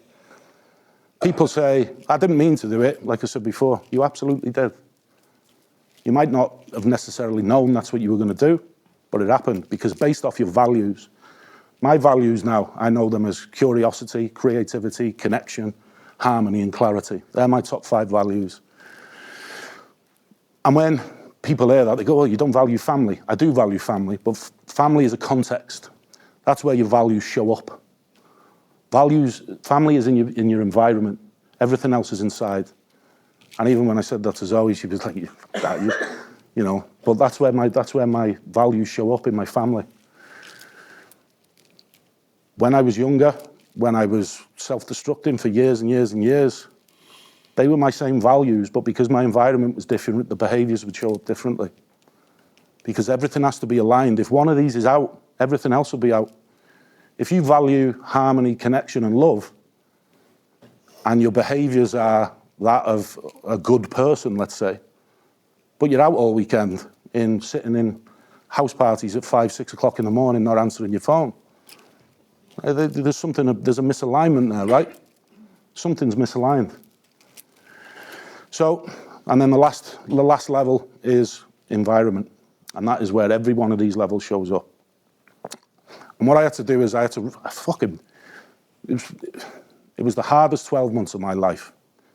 Really was. But it was also the most powerful, the most exuberating, whatever you want to call it. It was the most amazing 12 months of my life. And it's given me the ability now to genuinely believe that I can do whatever I want to do, really. Addiction is gone. You know, again, each to their own. For me, the terminology of I am an addict, I always will be. What happens in these levels? What happens to these levels when you have that as an identity statement? It influences every single one of them. And it's good because it might keep you sober, but is that the life that you want to live, just being sober? Is that the life that you want to live? For me, I want sobriety to be the platform that shoots me off into the atmosphere, you know? And there's a part of the brain that I talk about, and there's a book called The Biology of Desire by a neuroscientist who was also a heroin addict in his 20s. And he talked about this little part of the brain in between the limbic system and the prefrontal cortex, and it's called the anterior cingulate cortex. And as soon as I read this book, it all just made sense. And he calls it the biology of belief. And what he means is, and there'll be a lot of people in here who'll be able to resonate with this, and I'll probably laugh when I say it, but it's not fucking funny. You're out having a drink, somebody says, right, do you want to get a bag? You phone the guy or whoever it is. Instantly, your dopamine spikes, gets in there. Instantly. As soon as you get it, you put it in your pocket, sit back down, have a pint. For the majority of the time. We'll go in 5 or 10 minutes. And what it tells me is my interpretation of that. It was never about the drug, it was the anticipation of the outcome. I know this is going to happen if I make this phone call. But you can also flip that. You can do it the polar opposite. The anticipation of outcome is, again, through belief systems and emotional associations. And as human beings, we're very visual thinkers for the majority of people. The older generations were more sort of auditory or kinesthetic, especially people who work in nursing or caring or doctors, people who are good with their hands, engineers. They're more kinesthetic. They learn with using their hands. Me, I learn by looking, visualizing. But I'm also a brilliant daydreamer. You know, I can daydream and connect to that daydream. And that's what I did with this. I connected to it. And by creating an emotional association, that instantly makes it a belief. I believe that I'm going to do X, Y, and Z. I just believe it. You know, there's no doubt. 2 years ago, I was sat, my therapist was coming round on like a Wednesday morning, and I was hung over to shit, and I opened the living room door, and there was cans all over the table and empty bags on the table when the kids are coming down for school. Now I'm sat here showing people that this change is possible for anybody. Because it is possible. Unfortunately, and I don't want to end on an unfortunately, but as human beings, it is extremely difficult to get out of the pain and suffering that we live in on a daily basis.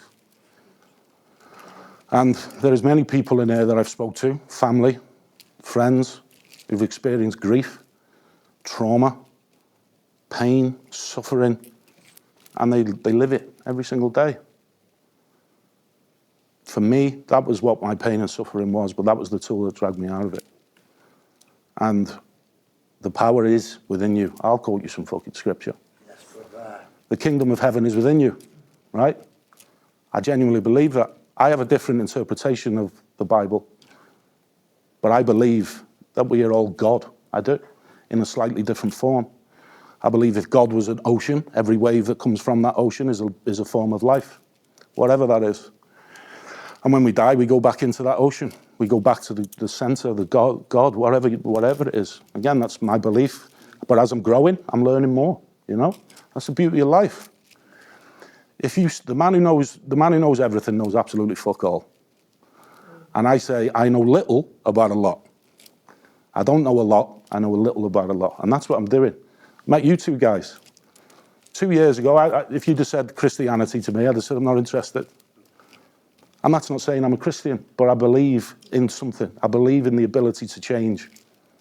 And I believe that if you can find your identity, who you are at your fucking core, that for me is spirituality. That each individual has got their own identity. Every single person in this room is different in one way, shape, or form. We all experience this world in a completely different way. Every single person here. People say, I know what you're going through. You don't. You might know as people feel to a certain extent. They say we're all in the same boat. You're not. You might be in the same river, but you're not in the same boat. He's in a cruise ship, he's in a paddle boat, he's in a dinghy, he's swimming, they're swimming, you know. That's the beauty of life.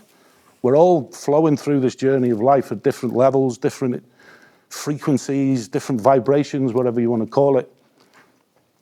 And the reason that I want to do things like this more, I will be doing things like this more, is because an hour and a half ago I was nervous as shit. Didn't know many people. These are going to judge me. These are going to judge me. Will I get it right? Will I say the things that need to be said? Now I'm standing here, cool. No, and that's what frequency does. That's when you connect with other human beings. The Lethem theory helped me with that as well. Yeah. Because I used to Mel Robbins. Yeah. The worst person, got people judging me. You got it? Oh, yeah. So let me tell you this. People don't judge. No, it's okay. People don't judge you. You judge yourself. Yeah. Nobody judges you apart from yourself. We're our own worst critics. Absolutely. And even I've done it when I've read comments. You know, I was telling you guys before when I got some negativity on a Facebook comment in my head straight away. I'm like, fucking hell, what have I got to do here now? But all that is, it's external validation then. You know, you've got to change and validate yourself in order to please other people. Fuck that. Yeah. Absolutely not. No. So The thing is, though, is I think, you know, you can have one negative comment and 1,000 good comments, but you focus on the negative. Yeah. If you allow it to be, but that's because there's negativity inside of us. Yeah. There's a part of this iceberg within you that is allowing some form of negativity to get in. I've got it as well. I'm not standing there saying I haven't got it, but there's something that I've still got to discover in here. There may be a crack in the wall somewhere, you know? And I think we've all got it. Chris mentioned before, good, bad, yin, yang, heaven, hell. Carl Jung, he's one of my favorite psychologists. He talks about the shadow. If anybody hasn't done the shadow work, just go on YouTube and type in Carl Jung shadow work. It's fucking amazing. My shadow was the hero complex. Zoe will tell you, when I first started doing these podcasts, there was ego driving me. I want to prove every single person wrong in that environment. But that there is external validation, because I am looking for the validation of people within the environment to create my belief systems, my values, my skills, and my behaviors. And I was. I didn't realize it, but I was. Zoe is the cleverest woman I've ever met, and she's given me the ability. She could have left me fucking 20 times over, but the ability to hold a space, right? Anybody watch podcast Theo Von? Anybody watch Theo Von podcast? When he's talking to Sean Strickland, who's a UFC fighter, and Sean's talking about when he heard his mum being abused as a child and he's hiding under the bed. And now this man could take Theo Von's head off with one kick, and he breaks down crying, Sean Strickland. Theo Von he's an ex-addict, he's a comedian. And he said to him, it's okay, mate, I'll just sit with you there for a minute. That's it. That's all he said. And what he did, he created the space, the environment, to allow that man to express his belief systems, his emotions to a certain level where they connected. And he didn't even say a word. And it was one of the most amazing things. It gives me goosebumps. It's one of the most amazing. If you haven't watched it, just type in Theo Von, Sean Strickland on YouTube. Put it on my phone now, just Yeah. It's one of the most amazing things I've ever heard from a man who doubts himself daily, Theo Von. He criticises himself, punishes himself daily. But yet even he had the power to show another human being that it's okay, I'll sit here, you feel what you want to feel, man. No judgment. No judgment, right? And that is what I want to do. You know, this is beautiful. And there's people in this room, and this is a judgment in itself, but there'll be people in this room who are struggling right now. I know of 3 or 4 people that are struggling, even though they're doing amazing things within their own communities. But what we've got to tell ourselves is we are worth every single second of what we do. And if you don't like what you do, change it. Change it. Because nobody's going to change it. You can build your house or some other fucker will build it for you. Simple as that. And the only way that happens is through your environment. Everything else is within your control. That's where trauma sits, in your environment. It doesn't sit in your beliefs. It doesn't sit in your behaviors or your skills. It sits within the environment. If you let that external validation or the environment influence everything else, that's when you will start looking for, external validation. I look at social media now. It's crazy. The things people do on social media. And I was one of them at the beginning. I put videos out there to say, everyone, look at me.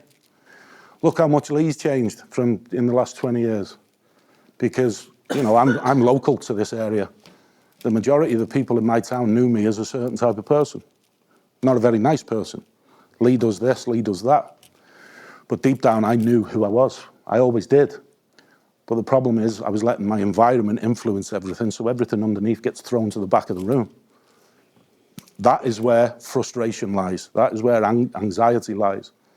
When you want to take your values out and be validated by your environment, that is where mental health comes from. Your inability to control the moment. Now again, it sounds easy, it's not, and it takes time and it takes hard work. I've started using something called NLP, Neuro-Linguistical Programming. Has anybody heard of Tony Robbins? So Tony Robbins is an NLP master, and so is John. The guy who mentors me genuinely is like my dad, and I've never met him and speak to him 6.5 days out of the 7 days of the week. And he's taught me NLP probably 20-30%, and already it's changed everything that I look at. And the last thing that I want to talk about, and this is what Chris was saying before about language, and that's what NLP is, neuro-linguistical programming. And as human beings, when we're feeling emotional, have you ever thought about it? And I've done it a few times standing there, when you feel sad, I don't know what to say. Because the primitive mind doesn't understand language. It understands responses and actions. Now, language for me, like I said before, things like need, right? I am. They drive every bit of this. I am will drive this if you let it, because it's an identity statement. And as human beings, we distort, we delete, we generalize, and we file every single moment of the day away. I think it's something like we experience 90,000 sensory pieces of information every second, or something like that. 90,000. It's something 90,000 every second and 75,000 thoughts a day, something along those lines.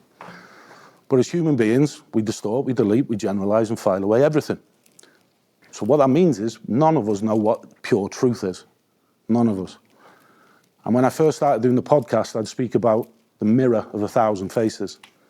Every time you'd look in the mirror, you'd see a different person staring back at you. Whether you were feeling angry, sad, whatever. You'd look in that mirror and every day you'd see a different person, but it was never you. So how do you do that? And that for me is this. That's what, I don't know why I'm still fucking pointing to that telling. But that's what I did. Yeah. So I'll do a visualization technique with you for anybody who's struggling. And this is I've done it with you loads of times, haven't I? And it's called the cinema of the mind, and it'll show you how to dissociate from an emotional state. If you want to do it, close your eyes. If you don't want to do it, don't bother. So I want you to imagine you're walking down a street, and this street is your street. It's the street of your mind. And as you're walking down it, it's a sunny day. You can feel the concrete or the bricks and mortar underneath your feet. You can see the shops to the left and right, and you can hear your favourite band playing in the background. Now, as you walk down the street, you can see shops from your life, shops that have made you feel absolutely amazing. And as you're walking down the street, you can smell the coffee shops, you can smell the sweet shops that excited you when you were a kid. And that music starts to get louder and louder and louder. And it's your song. It's the song that makes you feel amazing. And on the right-hand side, as you're walking down the street, there's a cinema. And you walk through into this cinema. And inside the cinema, there are photographs on the walls of your most amazing, memorable times. Times that make you feel happy beyond belief. Now, in front of you, there's a staircase, and you can either go left or right. It doesn't matter. You get to pick. So you walk up one of these staircases. When you get to the top, there's a big red door that says, Your Cinema. This is your cinema. It's got your name on it and your cinema. You walk in, and it's empty. The cinema is empty. You get to sit wherever you want. But you choose to sit at the front. And what I want you to do, I want you to put an image, a memory, on that screen, something that you don't enjoy. It's a part of you that you want to get rid of. It's a memory that you don't enjoy. And I want you to create it in big, bright colours. You can hear it as plain as day, like it was here now. And you can feel it. You can feel the weather, you can feel the temperature, you can feel the vibration. Now, what I want you to do is I want you to imagine yourself sat 20 seats back. You're 20 seats back from this image, and the image is now smaller. The image of the screen has gone smaller, and there is no longer colour. The image is now black and white. The sound is reduced, and you can barely hear the sound. What I want you to do now is I want you to sit right at the back of the room. This screen is tiny. You can barely see it. There is no sound. The screen is blurred. And now what I want you to do is I want you to imagine that you're in the projector room. And as you're looking down onto this cinema, you can barely see the screen. All you can see is a tiny white dot. And next to you is the projector with a big button that says, switch me off. And as you switch it off, you feel this energy, you feel this emotion flow through you, that it's just pure joy, happiness. You can hear the music again playing out in the back. And as you leave the cinema, as you walk back through down the stairs and out through the door, the sun hits your face. You can hear the music. You can smell the coffee shop. You can smell the sweet shops. One of your friends might even walk by. Somebody that you love walks by. But instead of turning left to walk back down the street, you turn right. And when you turn right, the sun hits your face. And you instantly feel this release, this pressure fall from your chest down through your legs and feet. And as you walk away, there is a river. And on this river, there is a young children playing on boats and playing in the water. That is the cinema of your mind. Now, it's a difficult thing to do. And I understand that in a room full of people, it can be traumatic. And I'm sorry if it's made you emotional. But what it does, it shows us that we have the power of our own thoughts. I'm sorry if it's made you upset. When I used to do it, I used to cry all the time. It's what?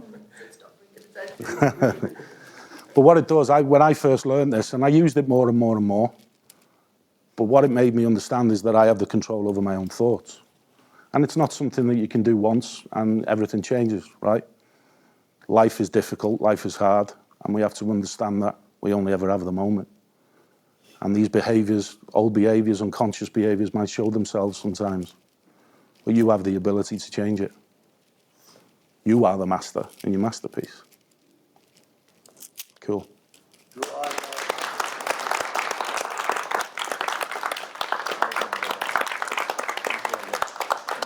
Oh, I've done kettlebells yesterday and I can't sit down.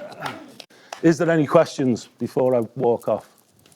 As this is your first seminar, do you want a picture of us all with you together? Yeah.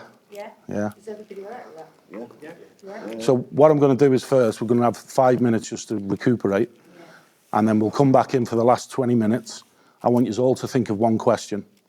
When you come back in, won't be able to get through everybody. We just want to have sort of 15 minutes, like we used to do, where somebody asks a question and everybody gets involved and they can answer from their own experiences, from their own environment. Hello, mate. Two-part question for you both there. Thursday night, my wife was boxing. I'm 6'3", he's 6'6". Yeah, he's bigger than you. He's only 16, yeah, and he's pretty good there. But he sparred 3 of the lads, and he was like, I'm shit, crap, and this and that, whatever. But 30 things he said to put himself down. And then I was like, well, tell me a bit more about it. And he's like, fuck you, and fucking I was taking it all there. He's 6'6", so I can't even look at it. No comment. But the more I'm speaking to him on the way home, like, can I help you? As in, I think I can help you, but you have to accept I want you to want the help. Do you think you can help him, or do you know that you can help him? Pardon? Do you think you can help him, or do you know that you can help him? I know I can help him, but I want him to be like, oh yeah, please, can you help me? Because I've helped people before, and then I'm trying to force someone to, I think it's like the opposite of magnet. So there's... Push us further. But I was like, well, the thought is that you think you're shit. So you're going to think things to match the thought. So you're going to think, oh, I've done this, I've done that shit, I've done that shit. And you're going to think, feel what you think. So this is the negative. Yeah. And then you're going to create more scenarios to think to match the thought. Yeah. Does that make sense? Yeah, yeah. And then also, what do I do then? Well, it's about understanding that thought-created problems are not true. Because what else do I do? Well, all you need to do is, and how do you understand that they're not real, so you don't have to put your attention to them, and just think about the positives. Like, I asked him, like, can you tell me 5 shots that you liked tonight? And he said, oh, I like this one, I did this, did that, the other thing.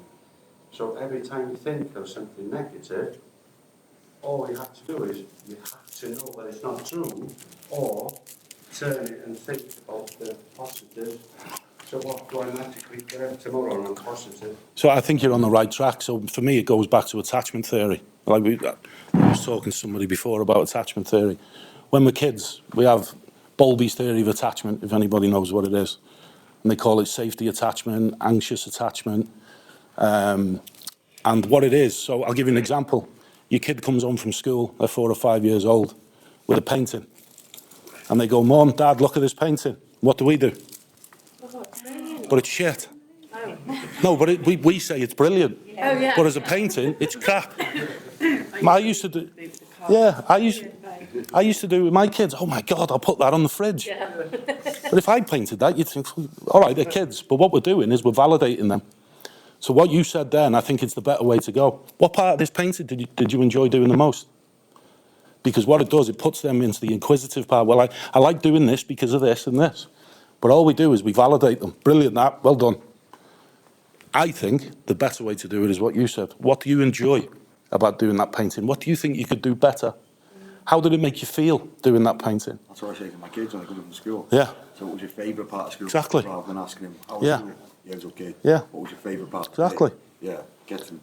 Yeah, because then your kid, don't get me wrong, if they're like 2 years old or something, you're not going to start doing that. But as children, that's what we do. We validate them to the point that where validation disappears, they feel lost. Because when validation disappears, then what do? He answered his own question. So, one of the answers he gave me was, so what, do I just wait wake up tomorrow and I'm being positive, yes. I'm like, yes. And he's like, well, no, I don't. I'm like, well, you're creating that thought again, and he's creating scenarios in his head now to match that thought. How to just go like, So, yeah. Has he got the belief in him? Has he got the belief in himself that he knows he can be a good boxer?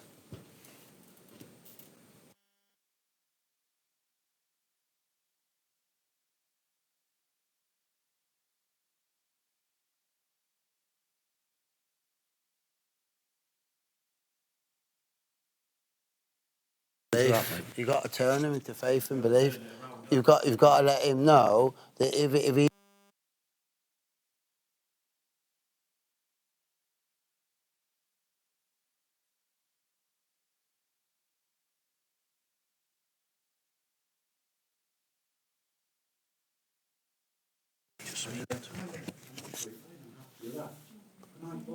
This has been going on for months now, and like, unless he makes that decision of wanting to change how his thoughts, he's going to be, he's limiting himself to be stuck in that mindset. He might not make that decision though, because he's only 16.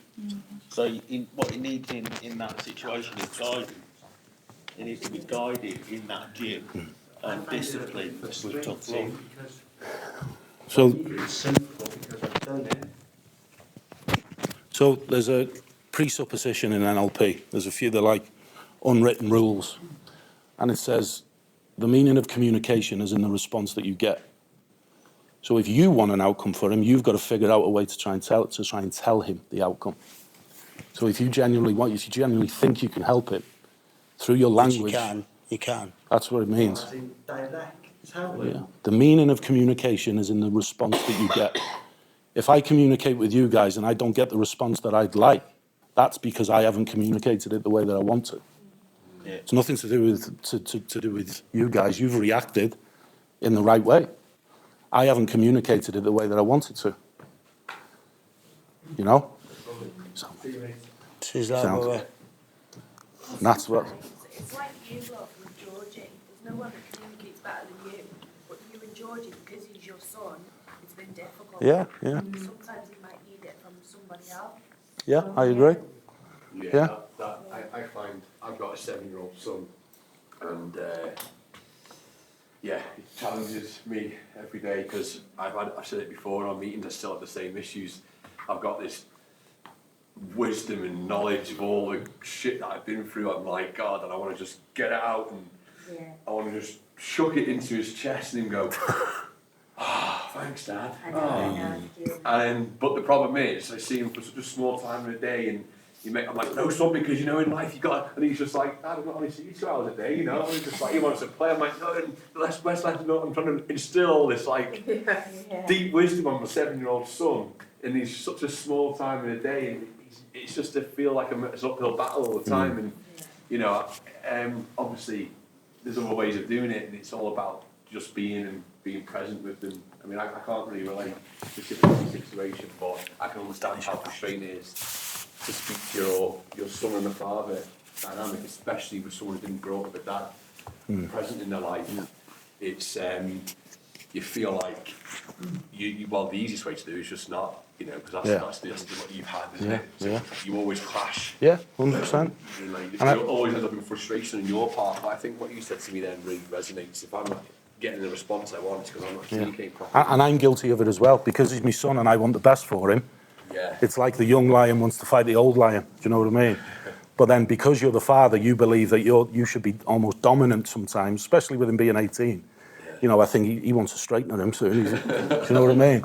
But then go on. The opposite thing to the doubts that he's got is it comes in that they work like in like little sidekicks, and it's faith and belief. So if you want to somehow maybe diminish that doubt that he's got, you got to instill the faith and belief in him. So maybe when maybe just an idea, when he's coming and saying that the bits and bobs that he's not happy with, can't remind him of the stuff that he is good about, and build that up. And then that might, when he realises how good he is at that, then he might be in a better place to learn about the stuff that he doesn't feel that he's good at. Maybe, I don't know. What, you're obviously doing a good job because you're here as well, brother, do you know what I mean? Yeah? And you're a good man as well. Fear of letting his dad down. Yeah. So actually by diminishing his belief in himself, Keeps him safe. If you don't win a fight, you then go, I told you I was shit, Dad. Yeah. Where actually, perhaps if you spoke to the coach, he might not be speaking that way negatively Yeah. to the coach as he is Dad. Yeah. Keeps him safe as well, that, doesn't it? Yeah. Well, listen, thank you very much for coming. On Mikey's behalf and David's behalf, unfortunately they couldn't be here, but they will be in the next one. I think they're here somewhere, to be honest. I feel them. I can feel them. In here. Yeah, they're in the team. Yeah. We just can't see them. But listen, we've gone on longer than we expected, just us speaking. If you do want to stay and talk it out for a little bit longer, by all means do. It won't be recorded. If you've got things to do with it being Easter weekend, I totally understand.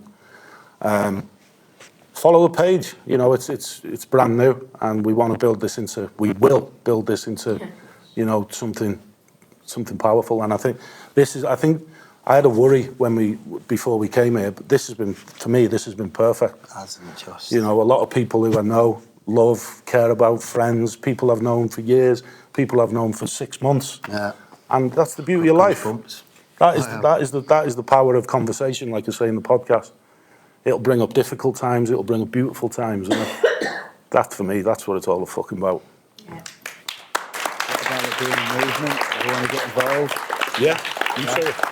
And then, so that what we're trying to do, what these idea is as well, is it to be a movement. It's I Am is going to be a movement. So if there's anyone here that wants to get involved and be a part of some movement that's going to make change through the words of I Am and all that type of stuff, so everyone here is amazing. So if you want to get involved, speak to the big fellow here and we can sort that out. Yeah. Because ideally, I'd love it in the future for somebody who's struggling in themselves, maybe today. I don't know how everybody feels. I'm not a mind reader. But just imagine that in 3 months, 6 months' time, it was one of you stood here speaking, telling your truth, showing your power. That's the beauty. That's at the centre of all of this. Getting more and more people involved and allowing them to express who they are as an individual. That is how change happens when you come together as one body. When you say, "All right, then, well, I'm not just my arms and legs. I'm your arms and legs, and I'm your mind, and I'm your heart, I'm your thoughts," and then you all come together. That's when change happens. The only way that change can happen, I believe, is when you come together as community and unity. You know, and then if you've all got that power and you take that forward, you can kick doors off and make change. So that, communication, innit? Yeah. For everyone. Yeah. See, I always say, and I'm saying, this is me. I'm standing on the shoulders of giants. Not you, because the first time I met you a few months ago, we were coming to the podcast. But fucking hell, you don't want that big on social media. Yeah, well, I thought My the head same. My head does, though, doesn't it? When I came, obviously our stories are very, very different. I think I'm similar to yours. Yes, brother. And I said to myself, listen, don't know anything about you. We've known each other for 2 years. We cancelled for one reason or another on the podcast. And I came, I had no expectations at all, nothing. And I walked away and I texted you loads of days after going, you blow my mind. Yeah. I'm in this mindset, which is a great mindset, and it's worked for me for so many years. Coming up 16 years clean and sober. Yeah, come on, bro. Get that all over the world now talking on stages about addiction and Mega. compulsions and Yes, stuff. mega. It's incredible. And 6 years ago when I started my organisation, I would never have believed I would be doing what I do. And for me to walk in and for me to walk out, it wasn't just me, it was my wife as well. We both walked out and went, oh my day, you've just changed our whole way of thinking. Even down to, I would always say, I'm an addict. And I rang you 2 days later going, I'm even thinking I'm not saying it when I come to recovery meetings because it's attached to a negative word. Exactly. And I just say, I still do say I'm an alcoholic addict, but I say recovered. Yeah. It puts me in a different mindset because I am recovered today. I agree. And it's like, go on, sorry. And I just can't, and see, but a bit like what this, like, we sort of have to be open. Yeah. You see, if people come to me for help, like if people come to you for help and they're not open with it, can't do that, you know what? When you've had enough pain, come back to me and I'm open. Yeah. Because pain, when you have enough pain, that's when spiritual growth comes. Yeah, you got to be in the trenches, man. People aren't going to do anything They don't go through enough pain. And I just want to thank, on behalf of me and the missus, that when we come and saw you, you've changed our whole mindset. And it's all about being open. And I say all the time, people say, God, James, you've got it going on, mate. You're doing this, you're doing that. And I go, you know what? I ain't even scratched the surface. Exactly. Yeah. Every day I'm learning, and I'm learning off people like yourself, people like you've seen us. Nice one. Oh, we follow each other. Each other, and we stand on the shoulders of giants, and it's all about the number one. It's all about helping the next person. End of. See, so when I've spoke to people, like when I spoke to you, when people said I'll always be an addict, so I don't use the word recovery. I say discovery. Yes. I'm in discovery, because what that does, it allows you the opportunity to move forward. Don't focus on the problem, focus on the solution. Simple. And when I say to people, you're not an addict, you're a human being, I can't do that, because if I don't say I'm not an addict, I will do this, this and this. Well, because you're telling yourself. Change up the language, change up the belief systems, change up the skills, and you'll get to the point. And it's not for everybody, and I'm not here to change everybody. And opportunity is what I'd say. Allow the opportunity of exploration. And for me, it was like, it just felt detrimental to my growth to use those words. And you know, I am. That's where this comes from. Thank you so much. You know when you had the pyramid up, just. He's still up. Yeah. So you've still got the pyramid, and it starts with identity. Purpose and identity. Yeah, purpose and identity. So that identity starts the minute that we say the words "I am." Thank you, brother. Positive or negative. Straight away, I am. All right. Cool. Nice one.